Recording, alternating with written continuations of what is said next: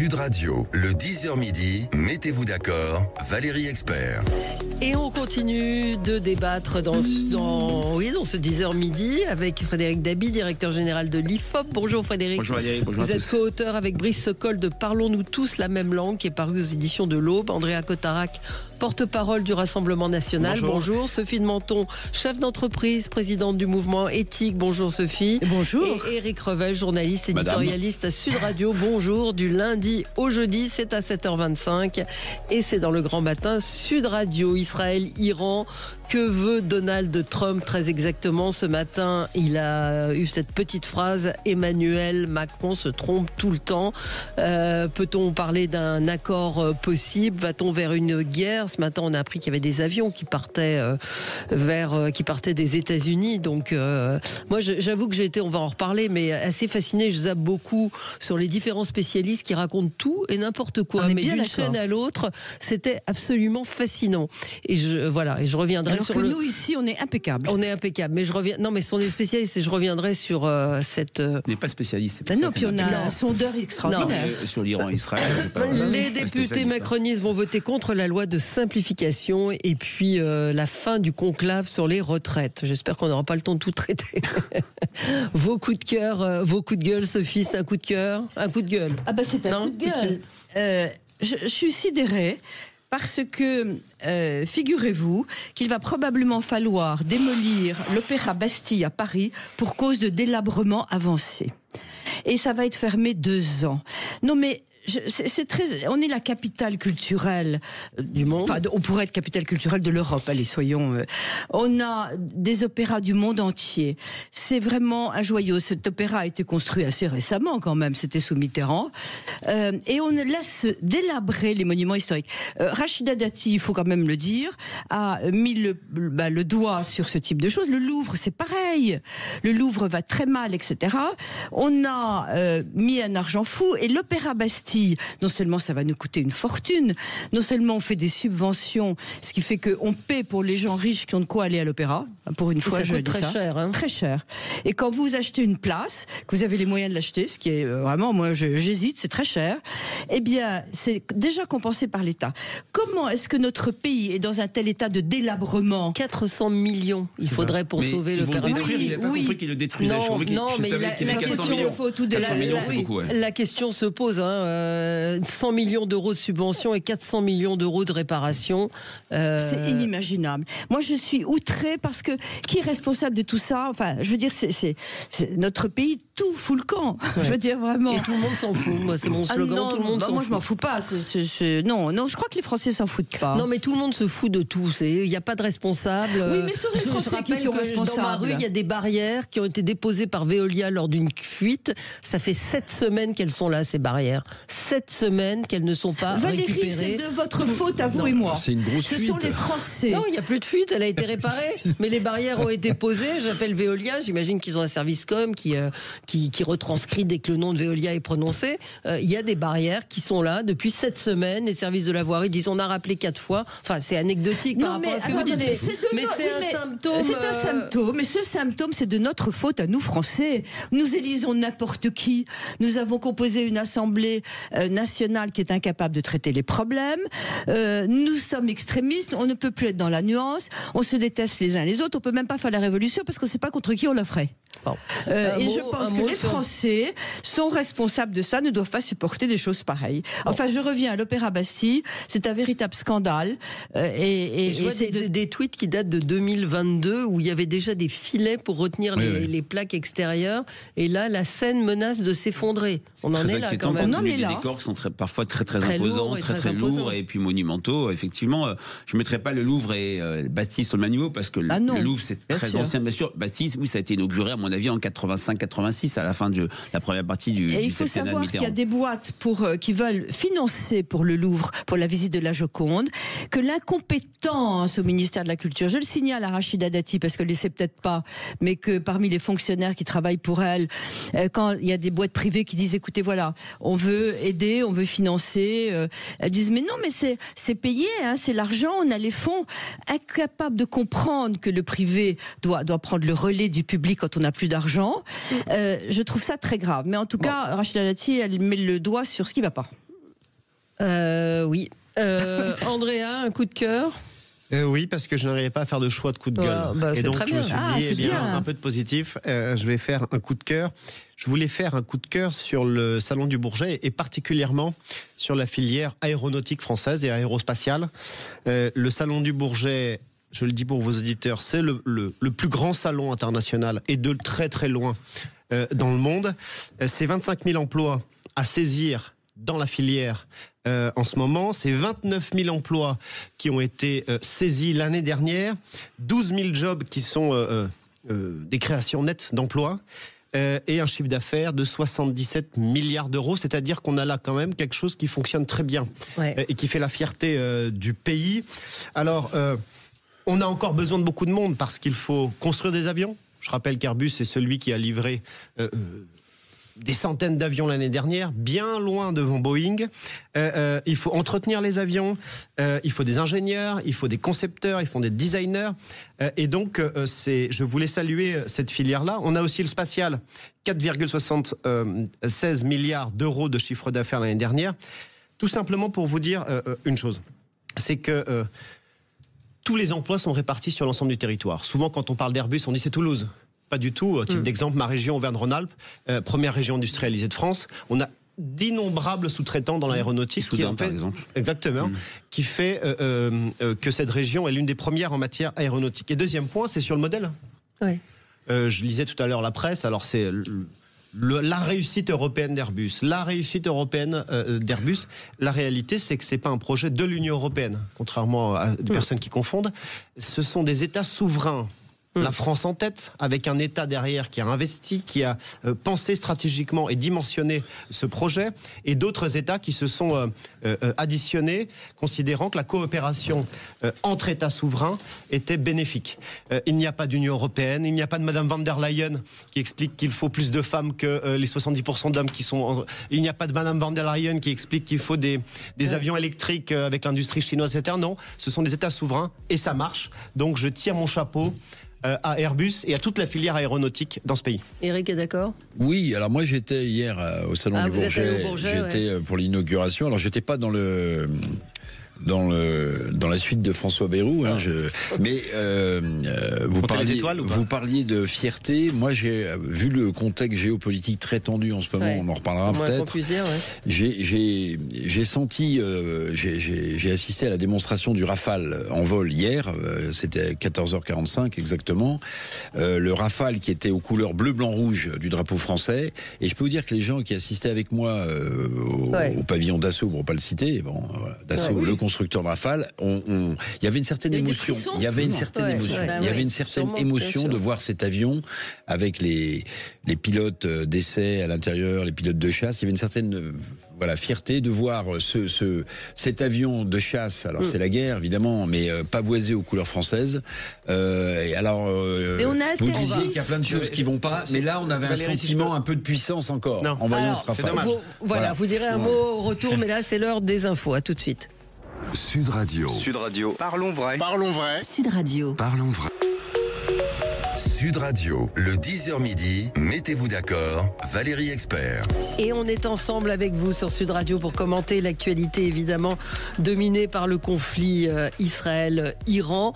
On en parle avec Frédéric Dabi, directeur général de l'IFOP. Je rappelle votre dernier livre, Parlons-nous tous la même langue, que vous avez coécrit avec Brice Sokol aux éditions de l'Aube. Andrea Cotarac, porte-parole du Rassemblement National. Sophie de Menton, chef d'entreprise et présidente du mouvement éthique. Et Éric Revel, journaliste.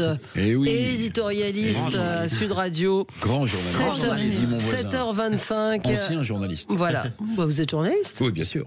On reste journaliste. Évidemment. Pourquoi ancien? L'expérience, je veux dire, Madame Menton. Un ancien. Un journaliste ancien. Oui.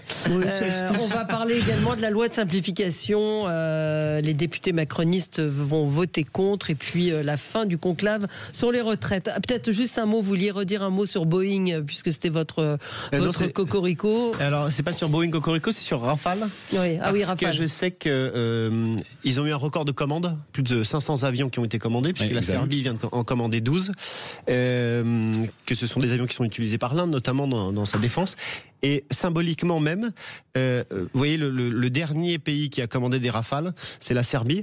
Et en 99, ils étaient bombardés par des Mirage 2000. Donc on voit aussi que la France retrouve un rôle très important auprès de ses alliés traditionnels. Alors est-ce que c'est un rôle? Oui, c'est un rôle très important. Fournir des armes pour la guerre, c'est toujours un peu... On va avancer. Frédéric, non, vous voulez dire... si, quand même. Moi, il y a tout ce discours de l'opinion sur le déclin, sur la France qui tombe. Il y a des éléments de réassurance. Et clairement, le secteur aéronautique en fait partie. Je rappellerai que le Rafale, il y avait tout un discours de déploration, de lamentation sur on est incapable de vendre des Rafales. Nicolas Sarkozy, à une reprise ou deux, avait dit ça y est, on en a vendu, et c'était pas le cas. Ça a commencé symboliquement en 2012-2013 sur le quinquennat de bravo François le privé, bravo le secteur privé, je suis désolée. Eric, un coup de gueule?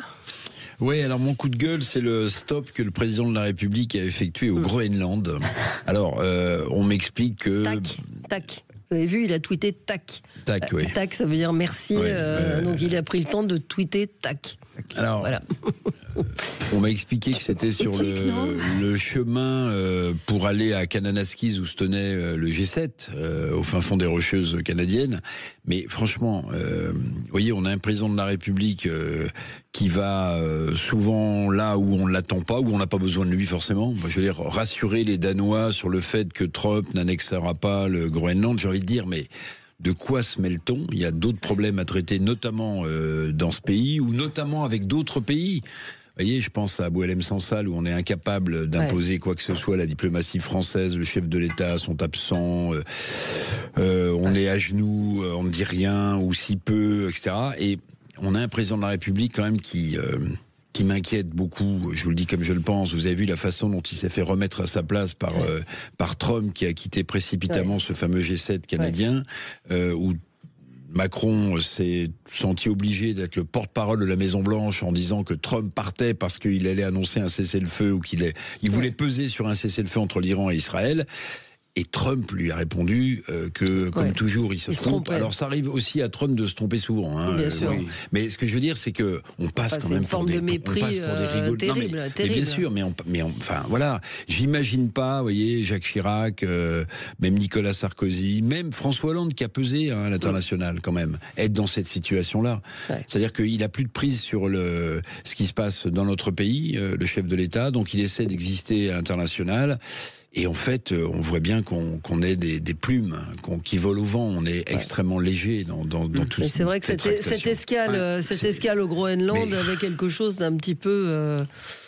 Peut-être que le mot de grotesque est fort. Non, c'est un peu fort ce terme de grotesque. Non, mais décalé, on va dire, décalé par rapport à la situation mondiale, à la situation. Mais il doit sur une sorte de Frédéric Dabi. De paradoxe. D'un côté, les Français, on l'a dit ici à plusieurs reprises, s'intéressent énormément et beaucoup plus que par le passé aux questions internationales, parce que ce qui se passe dans un G7, ce qui se passe dans le bureau ovale, ce qui se passe en Ukraine ou en Iran, les gens se disent ça peut avoir et ça va avoir un impact sur notre vie quotidienne. Donc là, on a une vraie rupture par rapport à ce qu'on voyait il y a 10-15 ans, où l'international intéressait seulement des publics à capital culturel élevé, des personnes âgées, des experts, etc. Maintenant, c'est vrai que les Français, traditionnellement, étaient très bienveillants par rapport à la politique internationale menée par leur président. Jacques Chirac du second mandat, c'était le président VIP qui rapportait plein de contrats. Nicolas Sarkozy, c'était le cessez-le-feu Géorgie-Russie et le bras de fer avec la Chine. François Hollande, le Mali, et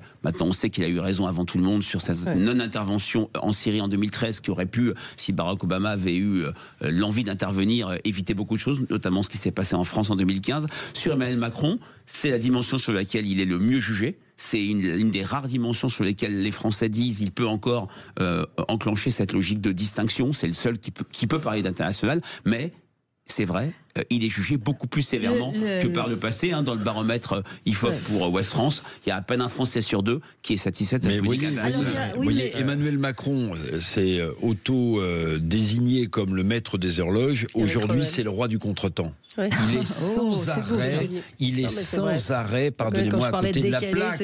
Il est à côté de la plaque sur cette dimension internationale. Oui, mais Eric, c'est peut-être pour ça que dans les sondages, même cet item est en train de basculer en sa défaveur. Le problème, c'est que Emmanuel Macron n'a plus le droit que de s'occuper de l'international. Parce qu'en fait, il n'a plus le droit, il n'est plus président des Français, et donc il est en train de saisir toutes les occasions. Il est président des Français, Sophie. Oui, pardon, il n'est plus président de la vie des Français au quotidien, il n'a pas de poids sur ce qu'on vote, sur ce qu'on décide pour eux. Et donc, il est en train, comme un fou, d'essayer de sauter sur tout ce qui est à l'international, de faire parler de lui. Oui, très rapidement, Sophie de Menton a raison sur le fait que Emmanuel Macron s'intéresse aux relations internationales et qu'aux relations internationales, mais même dans ce domaine, il est en contretemps total. Éric Revel a raison. C'est-à-dire que j'ai remarqué, moi, quand Israël bombardait l'Iran, Monsieur Macron demandait à l'Iran la libération des 2 prisonniers français. Bon, contretemps total. L'Iran bombarde Israël, il fait un tweet au sujet du Liban, expliquant que c'est le garant de la sécurité du Liban. Il aurait peut-être dû s'y intéresser ces deux années précédentes, puisque c'est un pays frère qui est dans une situation de faillite. L'ONU annule sa décision. L'ONU annule, mais il part en grand Hollande pour tweeter tac. Enfin, je veux dire, il est en complet décalage avec l'actualité. Et je pense que c'est assez problématique pour la France. Alors, parlons du Premier ministre avec vous, Frédéric Dabi. C'est votre coup de projecteur. Oui, voilà, c'est pas ni un coup de gueule, ni un coup de cœur, soyons helvétiques. En lien avec ce qui vient d'être dit sur l'empêchement d'Emmanuel Macron sur la vie quotidienne, voilà, François Bayrou vient de fêter ses 6 mois à Matignon. Il a plus duré qu'enduré, c'est un des reproches des Français, mais en tout cas, peu avaient peut-être imaginé qu'il resta au moins 6 mois. C'est un Premier ministre très impopulaire, et la profondeur historique du baromètre IFOP JDD montre qu'il y a seulement Edith Cresson et Alain Juppé qui ont eu une cote de satisfaction inférieure. Mais ce qui est très intéressant et ce qui est très problématique, c'est que les raisons du mécontentement à son égard, bon, il y a bien sûr l'affaire Betaram, il y a aussi sa personnalité, il y a surtout l'inaction.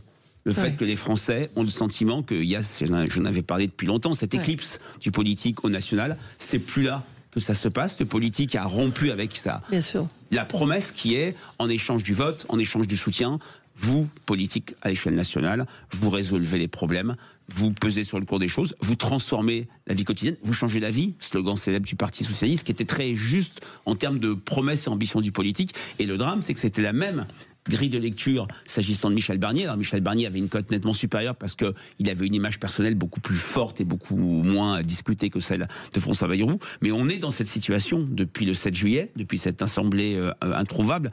Ça existait, cette crise du résultat, cette crise de l'écoute, et une fois de plus, parce que la nature a horreur du vide, il y a des acteurs qui s'imposent face à cette équipe du politique. C'est nous qui avons voté ça, c'est nous. Oui.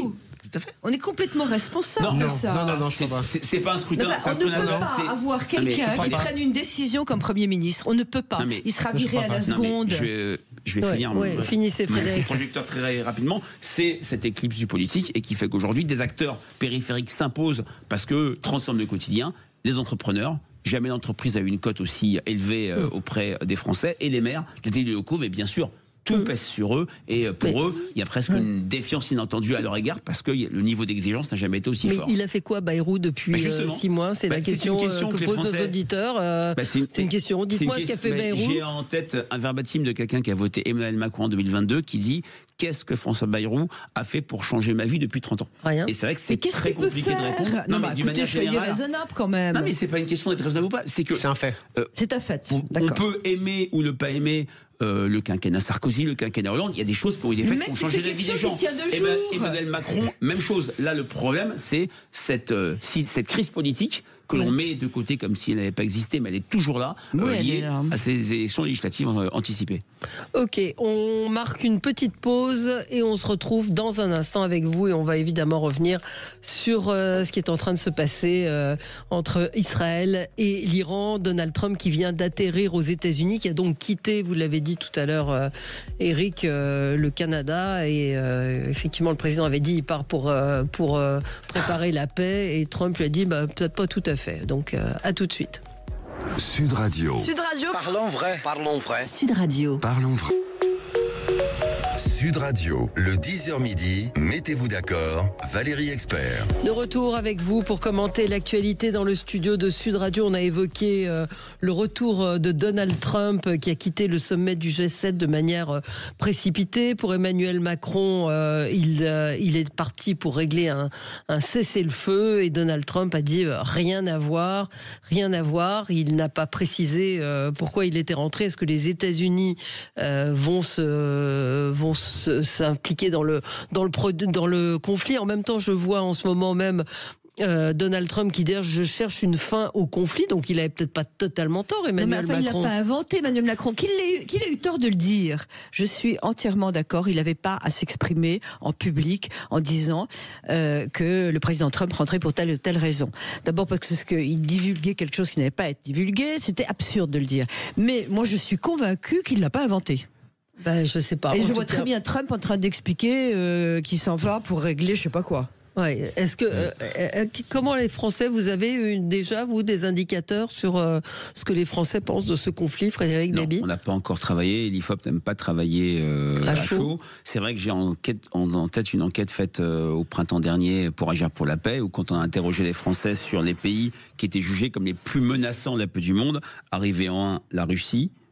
En 2 l'Iran et en 3 la Syrie. Et en 2 l'Iran. L'Iran arrive à un niveau extrêmement élevé. Il y a, si je puis dire, un passif. Il y a Neuf-le-Château, il y a les otages d'ambassade américaine, il y a les attentats au Liban, il y a toute une... Il y a les femmes. On sait parler des femmes. Voilà, on oublie aussi, je regarde Eric, la vague d'attentats de 85-86. L'Iran était derrière. C'est un pays pour lequel il n'y a pas la moindre sympathie. La Corée du Nord n'est pas dans le classement.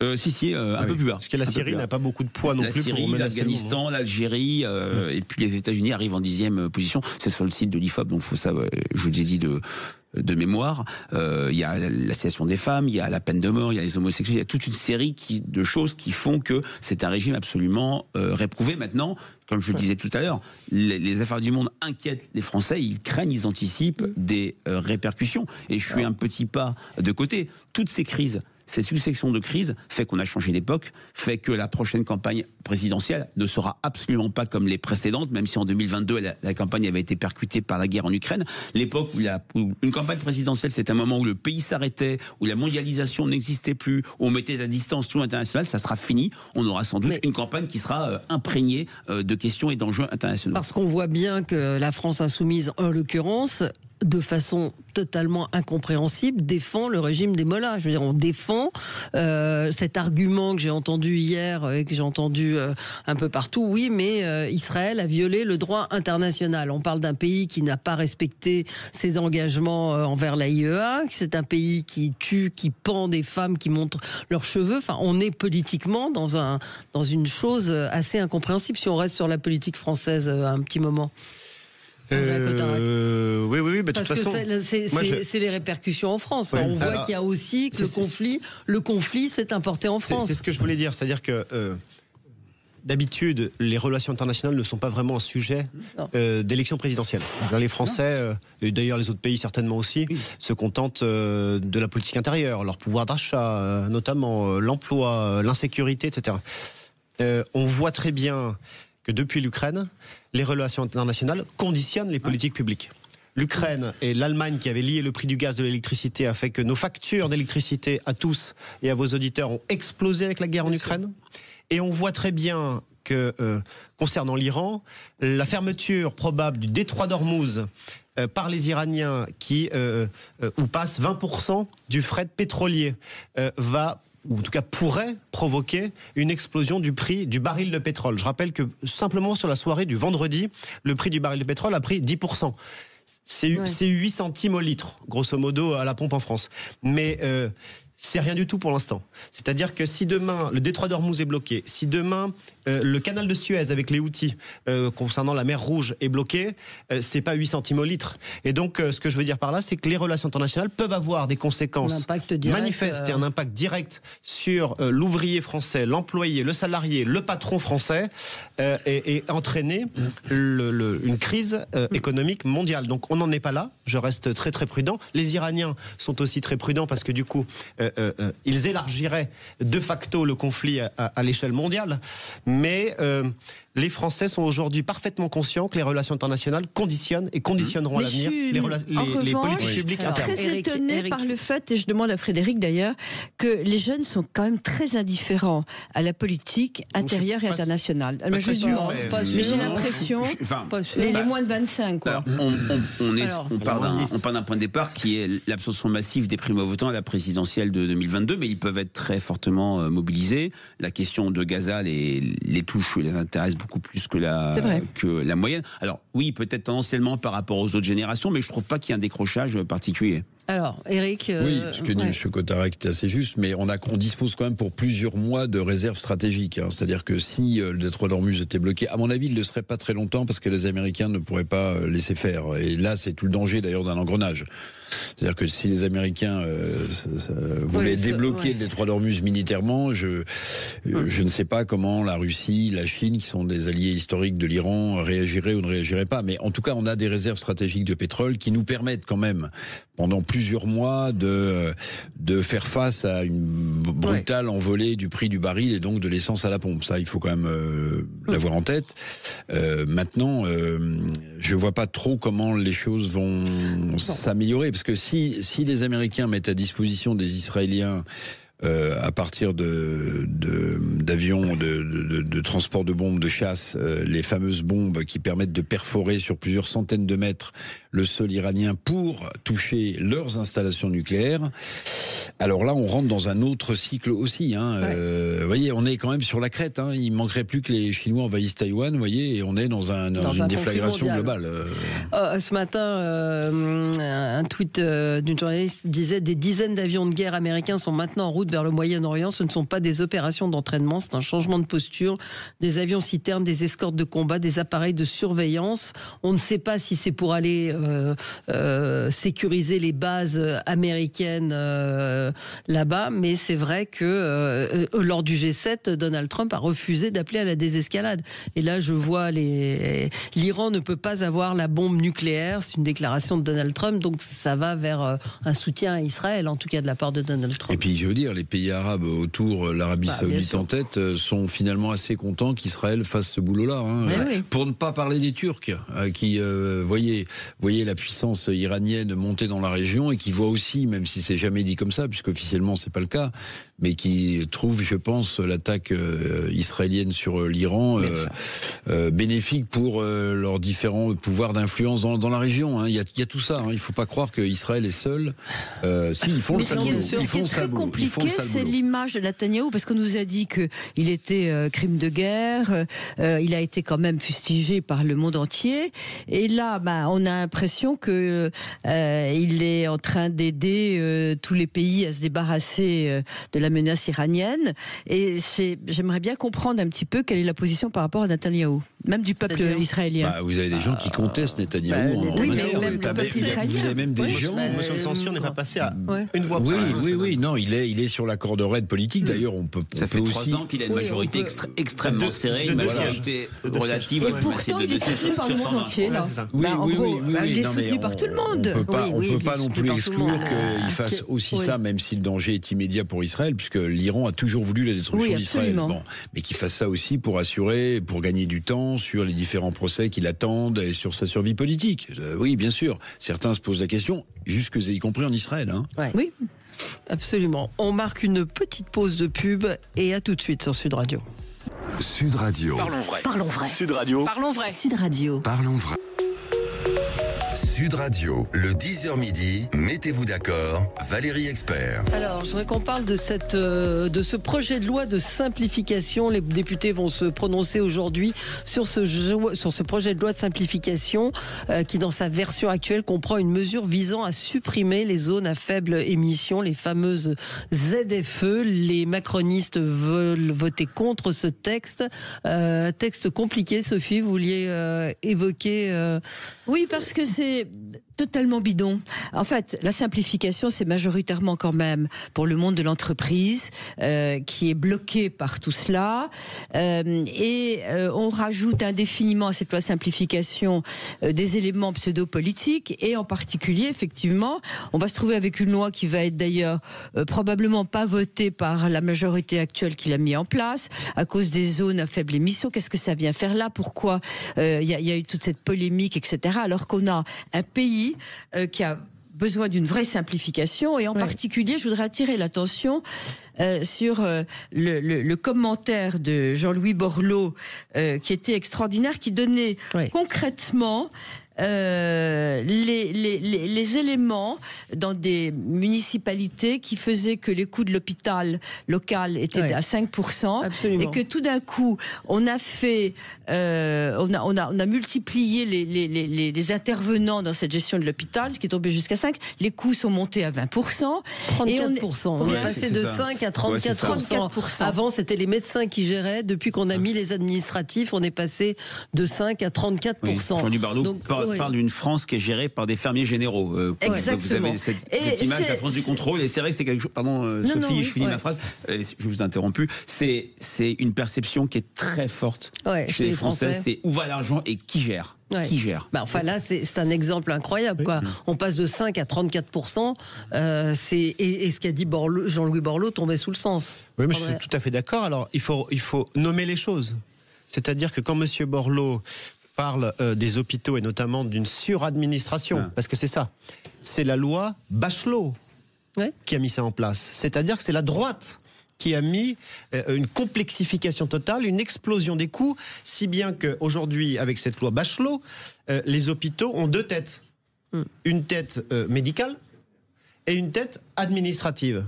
Et les médecins qui sont sur le terrain, les chefs de service, ont beaucoup moins de pouvoir aujourd'hui pour expliquer ce dont ils ont besoin dans leur service. Quelles sont les problématiques. Et donc, il y a une explosion des coûts administratifs.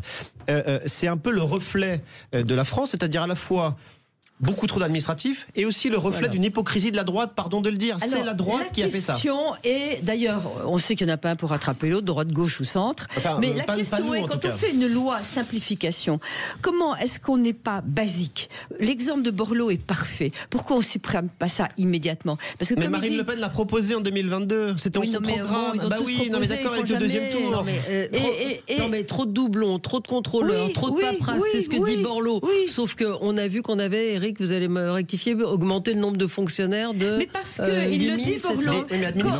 Quand il y a deux contrôles, quand vous multipliez les administrations, on multiplie les contrôleurs. Enfin, c'est absolument incroyable. Mais donc cette loi ne va pas passer à cause des ZFE. Alors qu'il y avait des simplifications qui étaient, il y avait l'histoire de la licence 4 pour faciliter l'accès. Il y avait des solutions pour les entrepreneurs. Est-ce qu'on a besoin d'autant de lois? Est-ce qu'on ne peut pas simplifier? Moi aujourd'hui, je pose la question à tous les politiques qui peuvent nous écouter. Je suis convaincue qu'on peut déjà simplifier sans loi.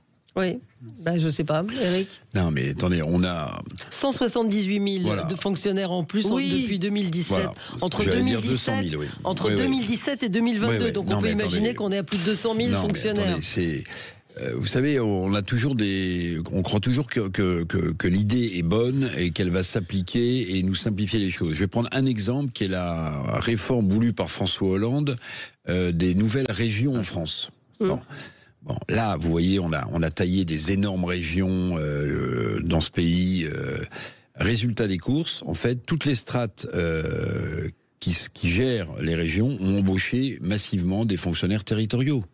Donc la simplification qui voulait que des régions plus grandes, un peu à l'image de ce qui se fait en Allemagne, donnerait plus de puissance économique, etc. En fait, on s'est sclérosé davantage. Je prends l'exemple de François Hollande et sa régionalisation, il y en a plein d'autres. On a découvert effectivement au moment de la crise du Covid qu'on était suradministré dans l'hôpital public. Donc oui, Frédéric, les Français ont raison de se poser la question, parce qu'ils payent beaucoup d'impôts pour ceux qui en payent, et ils ont l'impression qu'en fait, c'est pas une impression. On n'a pas besoin d'une loi. Les services publics se dégradent sans arrêt, sans arrêt. Vous écoutez les policiers, ils n'ont pas suffisamment de moyens. Vous écoutez l'hôpital. Pour moi, si vous voulez, l'hôpital, le premier coup de canif au contrat de l'efficacité de l'hôpital public en France, pour moi, ça a été la mise en place des 35 heures, si vous voulez, parce qu'on a mis les 35 heures à l'hôpital public français sans embaucher, comme il aurait peut-être fallu le faire, des équivalents temps plein pour assurer dans les services le bon fonctionnement de nos hôpitaux. Aujourd'hui, on est à poil pratiquement partout dans l'hôpital public. On parle beaucoup de ces attaques au couteau de jeunes gamins qui sont absolument sordides, mais il y a plus un service psychiatrique qui se tient en France. On apprend qu'on est en pénurie d'antidépresseurs dans ce pays parce qu'une entreprise grecque qui fabriquait le principe actif a été en panne. Donc du coup, non mais vous vous rendez compte dans quelle situation se trouve ce pays? Tiers-monde. Non, mais tiers-monde. On est un pays en voie de sous-développement. Non, sous-développement. Quand vous n'avez plus de médicaments pour les cancers, pour traiter le cancer, pas exagérer non plus. D'antidépresseurs, que la moitié des lits d'AVC sont fermés à Paris. La moitié des lits. Pas le tiers-monde. Les gens viennent encore se faire soigner en France. Et quand vous avez des gens qui vont à l'hôpital, quand vous avez des gens qui reviennent de l'hôpital, j'ai malheureusement des amis qui sont passés récemment pour des AVC. On a un service remarquable. Mais bien sûr, mais ceux qui sont là font ce qu'ils peuvent avec les moyens qu'ils ont. Je veux dire, c'est un dévouement total des médecins, des infirmières, avec des moyens catastrophiques. On parle de la justice, pardon d'insister, la justice, les magistrats qui sont noyés sur les dossiers, qui n'ont plus de greffier. Enfin, c'est quand même, on n'est pas dans. Ils sont quand même là pour les mauvaises décisions. Non, arrêtez de dire ça. Je parlais avec une magistrate qui rentre à 22h tous les soirs chez elle, qui n'en peut plus, qui a 1000 dossiers à traiter. Enfin, c'est infernal. Il y a les deux extrêmes. Et le problème, Valérie, c'est que quand on rajoute des moyens, on les rajoute là où il ne faut pas et mal. Oui. Et les moyens, ce ne sont pas des fonctionnaires qui peuvent gérer la structure d'un hôpital. Ils ne savent pas faire. Et je pense qu'il faut faire appel, et Frédéric l'a dit tout à l'heure, jamais les Français n'ont eu autant confiance dans les entrepreneurs. Et je crois qu'il faut, pour ceux qui savent faire appel aux entrepreneurs et leur demander leur avis, que ce soit la simplification, la gestion, etc. Mais vous voyez, une auditrice menée dans l'administration, ils ont rajouté des couches de chefs payés 3 fois plus que les fonctionnaires de base. Et parfois, qui viennent du privé en plus. Mais simplement pour vous dire une chose, c'est que les Français, quand on se met à leur place, quelqu'un qui bosse, qui est employé, qui paye des impôts, qui n'a jamais autant payé d'impôts, mais que parallèlement à ça, parce que la suradministration, ça a des conséquences. C'est-à-dire qu'on multiplie les administrations dans des grands CHU, etc. Soit, mais parallèlement, les Français qui payent énormément d'impôts voient des fermetures de maternité. Ils voient que dans un département sur 5, il n'y a pas de soins palliatifs. Ils voient que la psychiatrie, ça ferme. Les lits d'hôpitaux ferment. Les Français, ils ont tout gratuit aussi. On va le rappeler qu'ils ont tout gratuit. Non, je pense qu'ils n'ont pas tout gratuit. C'est pas gratuit. Vous payez très cher. Oui, vous payez. Ils payent très cher. Indirectement. Ça a des conséquences sur les taxis. La consommation des médicaments. Sur les taxis et l'assurance maladie. 6 milliards d'euros, ça coûte à l'État. C'est beaucoup. Mais aussi, pas que, parce que les trajets sont de plus en plus longs, parce que les maternités dans le coin sont beaucoup plus lointaines. Et donc, si vous voulez, ces conséquences sont le fruit des politiques qui ont été menées par la droite et par la gauche. Juste un exemple très rapide pour que vos auditeurs comprennent. Éric Rebel parlait de régionalisation, c'est-à-dire qu'on a fusionné, fait des grandes régions. Je vous donne en 2 mots l'exemple en Auvergne-Rhône-Alpes. Le patron socialiste de Rhône-Alpes fait un nouveau siège à la région, 160 millions d'euros payés par les Français. Le patron socialiste d'Auvergne fait un nouveau siège pour la région, 110 millions d'euros.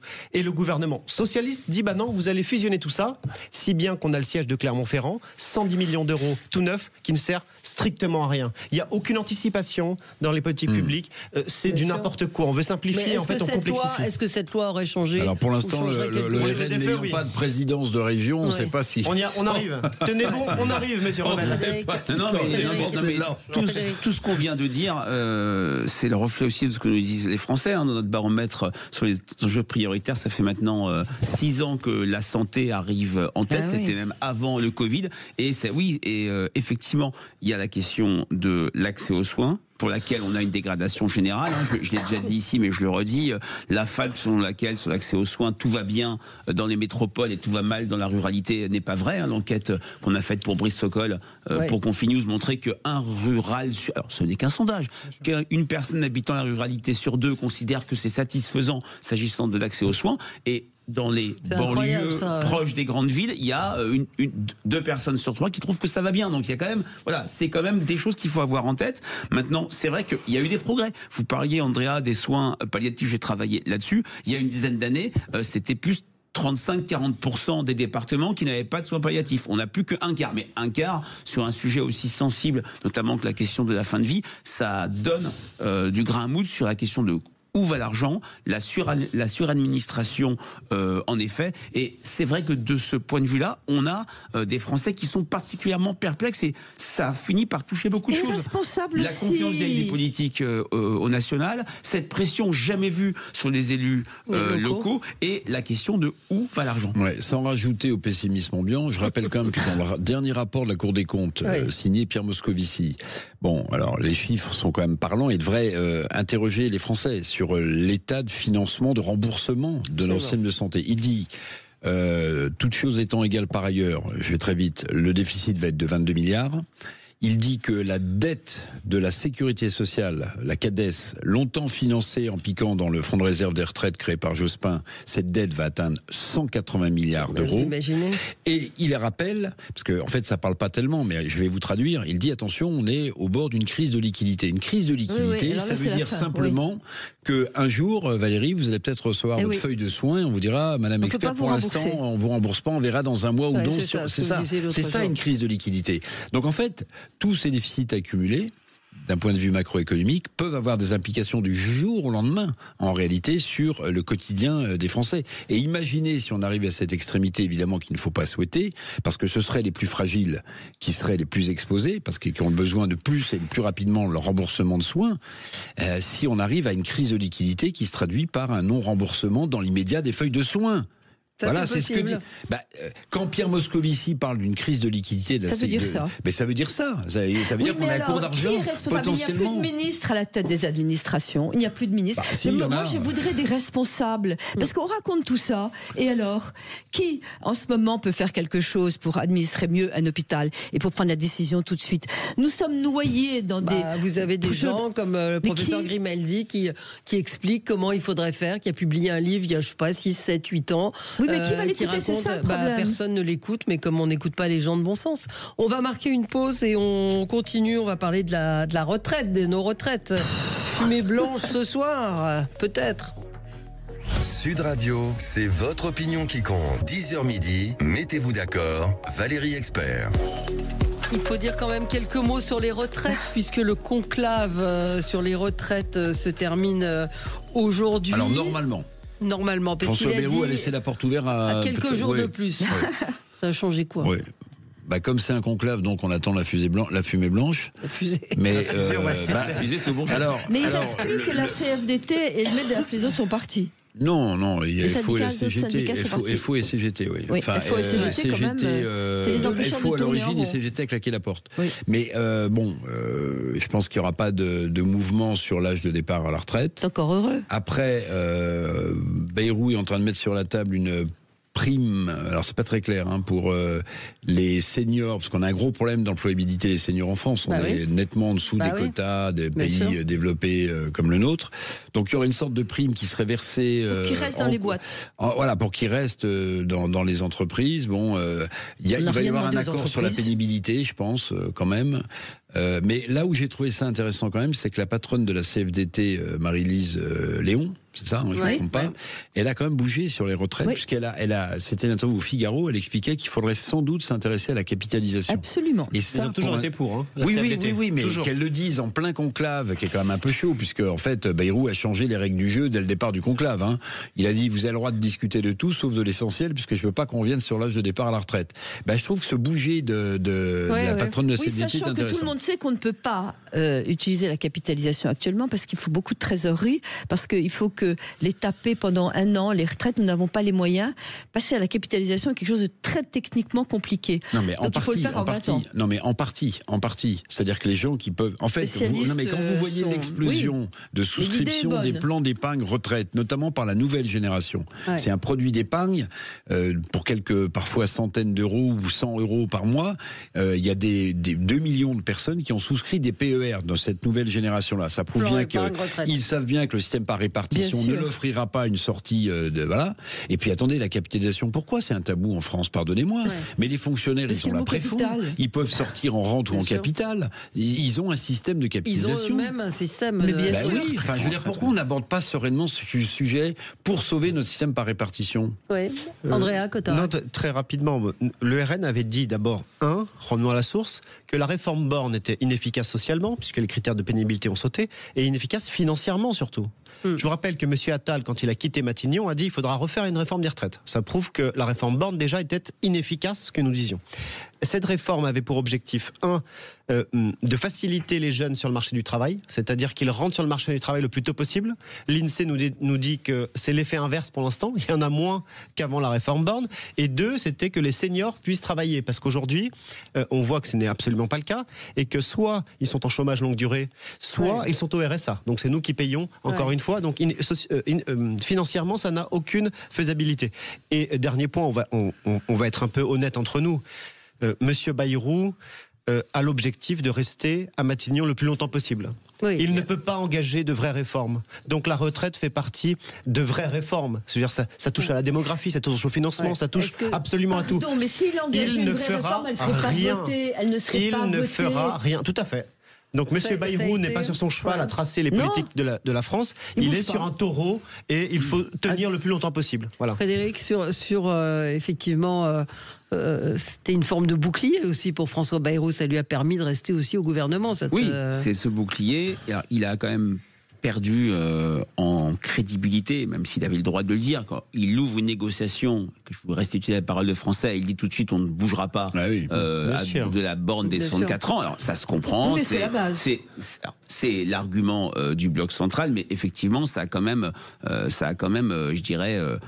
il ne manquerait plus qu'on soit revenu en arrière. Les choses. Maintenant, l'opinion publique, et je partage ce que dit Andrea Cotarac, c'est vrai que la retraite, c'est un sujet qui passionne les Français, y compris les plus jeunes. Les Français sont assez désabusés vis-à-vis de cet enjeu parce que les plus jeunes aussi, ça change. Les jeunes actifs, ils sont pas obnubilés par ça, mais quand on fait des enquêtes qualitatives et on fait parler des jeunes actifs, ils ont des choses à dire sur la retraite, sur leurs attentes. Mais l'opinion publique, de manière générale, et surtout le salariat, qui a rejeté à 3/4 la réforme Borne, pas 90% comme ça a été dit, mais c'est 2 tiers des Français, 3/4 des personnes actives. Pourquoi la réforme de 2010, Sarkozy-Fillon-Wörth, ça a été soutenue par une petite majorité de Français? C'était du 50-50 et celle-ci a été complètement rejetée. Parce qu'il y a aussi quelque chose qui, je dirais pas rend fou, mais rend tout à fait perplexe les Français, pour ne pas dire désemparés, c'est cette logique de der sur la réforme. À chaque réforme, on leur dit c'est la dernière réforme pour sauver le système. À chaque réforme, et finalement... on remet l'ouvrage sur le métier.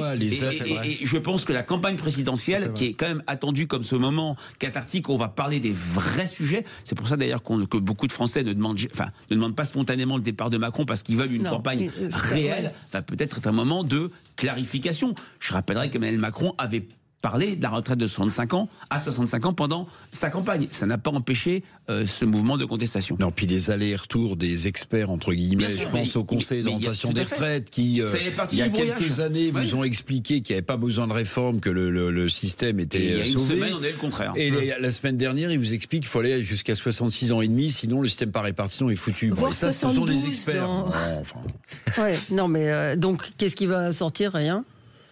Je pense qu'il y aura un accord sur la pénibilité, peut-être un communiqué de presse. Oui. Mais vous voyez, là aussi, il y a des paritarismes qui fonctionnent remarquablement bien, puisqu'on parle des retraites. Je pense à l'Agirc-Arrco, vous voyez, où là, les syndicats salariés et patronaux ont quand même su bien gérer. Vous voyez, on parlait de gestion tout à l'heure. Frédéric Dabi disait les Français se demandent qui gère. L'Agirc-Arrco, c'est très bien géré. Et c'est passé l'envie d'aller leur ponctionner? Non, c'est pas passé. Non, je pense qu'ils reviennent il y a 70-80 milliards d'euros de cassettes, mais ça appartient aux cotisants du service des salariés du privé quand même, ce trésor de guerre, ça appartient pas à l'État. Mais l'État, il faut rappeler à nos auditeurs, ils sont incapables de faire des réformes, ils piquent dans toutes les poches, ils piquent chez les bailleurs de fonds, ils piquent chez Action Logement, ils piquent partout l'État. Il se réforme pas, donc il dit donnez-moi votre argent, ça s'appelle des hold-up. Voilà. Mais pour l'instant... Oui, mais enfin, c'est facile à dire et ça continuera quand il y aura un président. Si les Français aussi ne font pas un peu un examen de conscience. Parce que les Français, ils veulent que leur retraite soit... que le mec d'à côté bosse plus. Ils veulent tous les médicaments gratuits. Enfin, non, franchement, nous sommes un peu des enfants gâtés et pourris par l'État, Vous avez entendu les chiffres qu'a donné Eric. Il y a un moment, je veux bien qu'on prenne conscience. Mais enfin, il y a quand même une gestion de l'État qui a été défaillante. Oui, Sophie Menton, pour que les Français prennent conscience, il faut leur dire la vérité. Oui. Il faut leur dire la vérité. Le seul qui a eu le courage pour moi de le dire il y a quelques années, c'est Fillon. Je suis à la tête d'un État en faillite. Voilà. Ça, c'était clair, net et précis. Moi, je pense que les Français prendront conscience de ce qui nous arrive collectivement quand on aura la tête dans le mur. Quand on va prendre un mur violent. Oui, mais on ne l'a pas violemment. Non, mais le jour où on vous dit qu'on vous rembourse plus. On a le mur des impôts quand même en pleine face. Hein. Bien sûr. Je veux dire, l'État ne se réforme pas, mais les Français payent. C'est intéressant. Le jour où on vous dit on ne vous rembourse pas votre feuille de sécu, qu'est-ce qui se passe? Les gens vont comprendre ce qui se passe. Vont comprendre et alors? Je sais pas. En tout cas, cette prise de conscience, je dirais qu'elle chemine. On voit dans notre enquête fiduciaire pour Sud Radio la question de la dette, par exemple, Frédéric Dabi, qui est montée très fortement dans la hiérarchie des préoccupations des Français. J'ai en tête une donnée IFOP, une question ouverte, où là c'est la vérité des prix. On ne peut pas dire qu'on oriente des réponses. Quelle est la part la plus importante du budget du pays? Il y a 15-16% des Français qui disent spontanément les intérêts de la dette. C'est une minorité, mais c'est pas rien sur une question ouverte. Donc je pense qu'il y a un vrai cheminement quand on verra qu'il y a 66 à 70 milliards de notre budget qui ira non pas dans des investissements, des politiques publiques, mais dans le paiement d'intérêts de dette. Mettez-vous à la place d'un ménage qui payerait 3/4 de son budget sur les intérêts de sa dette. Ça n'est pas tenable. Très rapidement, parce qu'on dit est-ce que les Français vont prendre conscience? Est-ce que les Français vont prendre conscience? Est-ce que le gouvernement prendra conscience aussi? C'est ça, en expliquant qu'il va désindexer les retraites de l'inflation, en expliquant qu'il va geler pendant un an les allocations familiales, en expliquant qu'il va sanctionner à chaque fois la famille, les actifs, par plus d'impôts et par geler les prestations, est-ce qu'à un moment donné le gouvernement va prendre conscience? Par exemple, on pourrait d'abord aller chercher de l'argent en baissant la contribution française à l'Union européenne, plus 5 milliards. On est le seul pays de l'Union européenne à le faire. Et il y a d'autres pays. Oui, mais est-ce que sur la sécurité sociale, ce que dit M. Revel est parfaitement juste sur Moscovici, qui nous explique qu'on va peut-être avoir une crise de liquidité? Il dit autre chose, M. Moscovici. Il dit qu'on a une fourchette de fraudeurs et que ça va jusqu'à la fourchette haute, 30 milliards de fraude sociale, c'est-à-dire de fausses cartes vitales, fraude à la TVA, fraude au travail détaché, fraude aux marchandises, 30 milliards d'argent des Français qui part par les fenêtres. Donc est-ce qu'on peut d'abord aller chercher l'argent que l'État ne va pas récupérer pour ensuite peut-être à la fin aller chercher les Français? Ce sera le mot de la fin. Merci à tous les quatre. Très bonne journée. Merci madame. Merci messieurs. Sud Radio. Sud Radio. Parlons vrai. Parlons vrai. Sud Radio. Parlons vrai.